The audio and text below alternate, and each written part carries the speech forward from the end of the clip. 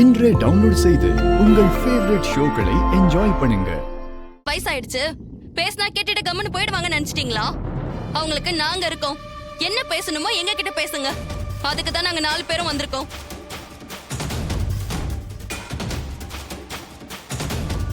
எங்க பாட்டி தான் ஆடி வெள்ளிக்கு வழக்கமா கூழ் காய்ச்சி அம்மனுக்கு படைப்பாங்க. இந்த வருஷம் அவங்கள செய்யக்கூடாதுன்னு சொன்னீங்களாமே, எங்க பாட்டிக்கான மரியாதை கிடைச்சுதான் ஆகணும். அது கிடைக்காம நாங்க இங்க இருந்து போக மாட்டோம். என்ன வந்ததுல இருந்து ஊசி பட்டா சாட்டமா வெடிக்கிறீங்க? உங்க பாட்டிக்காக நீங்க பேச வந்த உடனே நாங்க அப்படியே பயந்துருவோமா?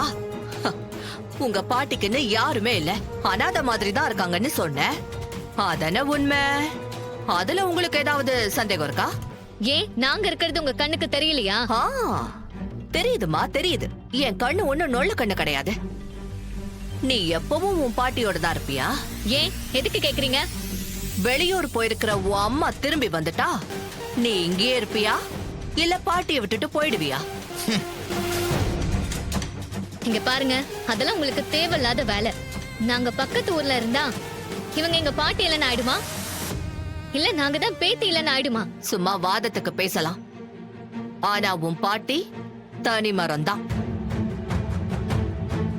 மக, மருமக, பேர பிள்ளைங்கன்னு யாருமே இல்ல.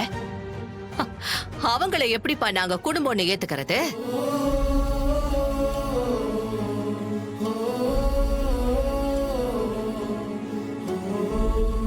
உங்க பாட்டி ராசி கெட்டவ.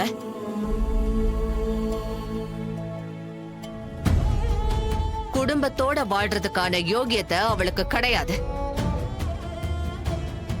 அம்மனுக்கு கூழ் காய்ச்சி படைக்கிற அருகதை அவளுக்கு சுத்தமா கிடையாது.